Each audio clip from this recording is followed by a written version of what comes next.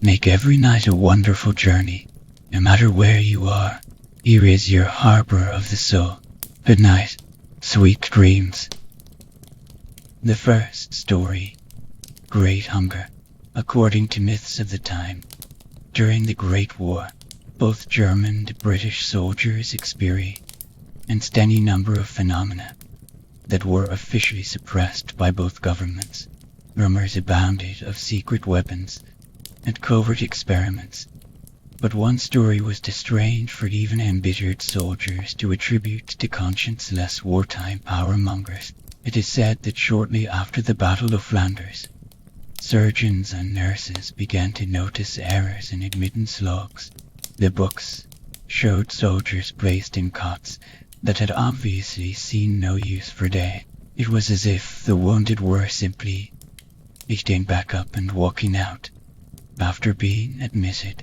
Within the week, hospitals all over France began to report actual disappearances. During the night, under the noses of the staff, soldiers and all their personal effects were simply removed by some unknown and seen agent. Desertion was suspected, of course, but the gravity of some injuries made such an escape a laughable impossibility. Doctors swore aids to secrecy to stem the rising panic, but the night itself continued to swallow up the invalid sons of England at an ever-increasing pace. The patients were not oblivious to the missing soldiers, and their fear of the sickbed gradually outstripped their fear of the Germans. A whispered fear by a careless nurse was all it took to lead to a riot in one case, and after the commotion had been quelled, several instances of suicide. The patients began to describe dreams and nightmares of glassy-eyed, staring things that crept in the doctor's shadows and caressed the dying with hundreds of long, thin, grasping fingers. Delusions and hysteria could no longer be suppressed, and hospitals were forced to close, sending the sick and injured back to England under any number of pretenses. The disappearances ended almost immediately, and the senior officer sealed all reports, citing hallucinogenic effects of German gas attacks. Still, what was perhaps least explainable was that top-secret German records, recovered after the war's conclusion, describe an almost identical menace, but when the French hospitals closed, German losses nearly doubled overnight indeed. The malefactor followed the German retreat all the way to the capital, where hospitalization became as good as a death sentence. As the Entente powers closed the distance to Berlin, fevered ranks of doctors and nurses grew to match that of their patients. Horrible visions of huge, black eyes and thin, needle-like teeth filled memos that went unread by the collapsing government just before Berlin fell. However, the reports and frantic pleas for military intervention ceased. Doctors and staff went back to their duties. Tales of ghoulish stalkers dismissed as infectious delusions and war stress. The war ended, and no formal investigation was ever mounted by either side. There have never been any true explanations for the phenomena, and all that we are left with are grim stories of hospitalized madness still. It is strange to think that an entire young generation of German doctors, sworn to do no harm, the same doctors who so suddenly renounced the stalking horror, should be so complacent in the bloodthirsty schemes of the Nazi Party decades later. Even stranger, that their zeal in the butchery more closely resembled hunger than hatred. The second story, Private James Masterson. During times of strife and war, there are always tales of horrible, nightmarish things lurking just out of sight and driving good men mad. Perhaps it is the unfathomable cruelty of war that makes humans project these fantasies as a way of shutting out the terrible things men do to one another. Still, it is strange to consider how prevalent and enduring these stories can be, spreading through army lines like wildfire. igniting the imagination and multiplying fear upon fear. One such story is said to have taken place during the American Civil War. Private James Masterson was attached to General Sherman's division during the infamous March to the Sea, when the good Sherman cut a bloody, blazing swath across the heart of the South, all the way to Atlanta, torching farms and cities with relentless abandon. The Southerners, not outright killed by Sherman's men, were left to starve to death without so much as a roof over their heads. And like his commanding officer, Masterson was racked by guilt and doubt. To kill an armed enemy was one thing, but these partisans were usually the elderly, women, and children. His commander, and astute man, saw Masterson's growing unrest and moved him to the fore of the advancing army to scout ahead so that he wouldn't have to see the aftermath of Sherman's handiwork. It was on one such scouting mission that Masterson's unit came under attack. The local militia had lain and ambushed. During the confusion, Masterson was shot and became separated from his fellow scouts, bleeding and delirious. He wandered all night until he collapsed on the front stoop of a lonely manor house. When Masterson awoke, he found that the manor had been converted into a field hospital by the Confederates, and he'd been taken prisoner. The nurses who tended the hospital cleaned and dressed his wound, fed him, and even replaced his blood-soaked uniform with fresh, clean clothes. Though they took his weapon and forbade him from leaving, the staff were not unkind, and even the wounded Confederates were never vindictive. They even showed him a measure of respect for wandering so far with such a wound as he'd suffered. At last, it seemed, Private Masterson had found a pocket of sanity amid an inferno of chaos, and he resolved to weather the rest of the war in the isolated manner.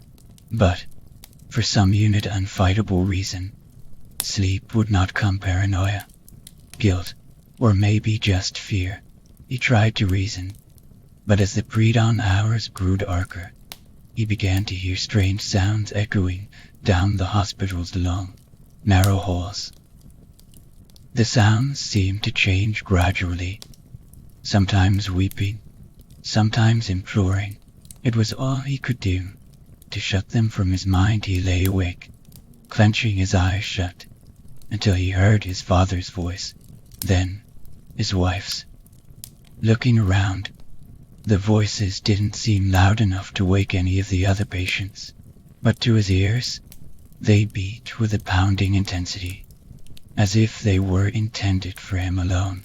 The whispers became too much, and Private Masterson knew he had to find the source of the disturbance.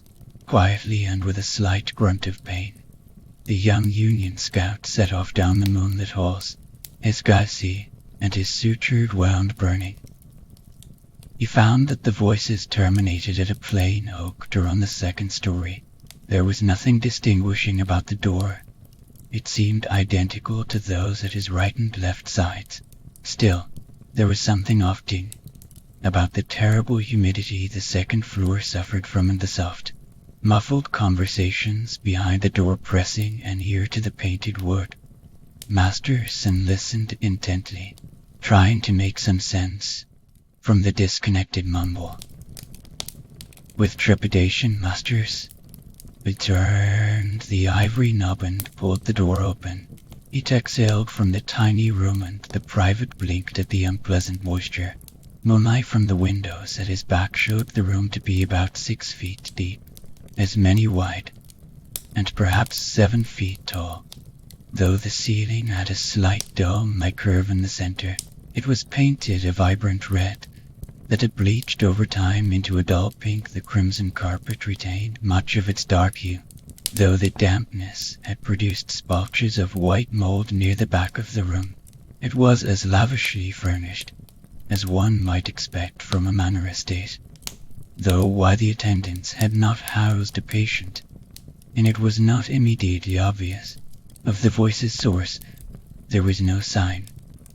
Private Masterson was a God-fearing man, but he'd seen too much of war and murder to not have developed a superstitious nature. Rumors of southern hauntings were regular fare around campfires, and his feeling of nameless dread had only mounted since opening the door. With slow, deliberate steps, Masterson began to back out of the room. He felt lightheaded and the temperature around him seemed to spike.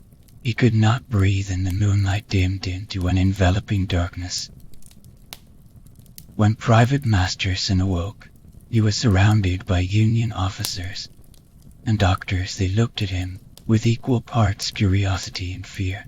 When he asked, dazed, what had happened and where he was, the doctors mutely nodded to the soldiers, who led him out of the tent to view the scorching flames of the mansion turned hospital he'd so recently occupied.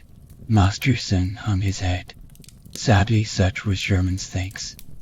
Masterson was led back to the tent where his commanding officer, slowly and carefully, probed the private's recent memories. At the end, he shook his head and tried to explain. The Army's march overtook the wounded Scout Division, and they'd quashed the bulk of the locals with all due efficiency. While searching for the remaining Confederates, they'd stumbled upon the mansion, but when they sent men inside, they found it all but empty. The cots and medical instruments told them what it had been used for, but there was little trace of the nurses or patients until they'd reached the second floor. There, working with grim, single-minded determination, they'd found Masterson, moving corpses from a wheeled bed and stacking them in a small red room like so much timber. He, deep and unresponsive to direct orders, and it wasn't until he'd unloaded the last body that he even glanced up at the Union soldiers who stared, horrified at him, despite their guns. Masterson, they said, slammed the door to the red room closed and sprang at his fellow Union boys with surprising speed. One man got a lucky shot off and grazed Masterson's skull, knocking him unconscious. The private listened to the tale. With an expression of disbelief and terror, he asked, with a dry voice, who'd given the order to burn down the mansion. His commanding officer bit down on his thick cigar and puffed bilious clouds of smoke. Troubled, he looked Masterson with slate-colored eyes and cleared his throat. He had given the order, he explained. He mopped his brow when the soldiers, he said, had opened the door to the red room. There was no trace of the bodies that had been stacked in it, just a hot, moist exhalation. The third story. Caretaker. She's asleep. We can talk for a moment. It's not as though I resent taking care of her. Far from it. I know all the good people do in their lives should afford them some comforts. As the years of their lives dwindle to an end, they need help, and that is all I ever wanted to do, help. It's tough, though definitely not for everybody. It's thankless. A lot of times they just don't recognize you and act like you're trying to hurt them. That moment of fear in their eyes is just heartbreaking. They struggle too, and it's all you can do just to keep them from hurting themselves. They just don't know any better. And talking is useless, and, of course, the fluid suck, the rot within the human body, is enough to put you off food for good. But it's like I said, I don't resent them. That would be like getting angry at the weather. It just doesn't do anybody. It's kind of good. The best you can do is just buck up and smile through it. You'd do it for a cause bigger than yourself, and everybody else can go to hell, you know. I'm doing good deeds, and that's enough for me. I do go on, don't I? Just excited to be talking to people, I suppose. Anyway, you're here to check on your ex-wife, right? Well, no worries. I caught her with minimal fuss, hardly any damage. At all she is sedated so you can do as you like. But you might want to say your goodbyes. I don't think she'll last another week. She's too popular, the pretty ones never last long.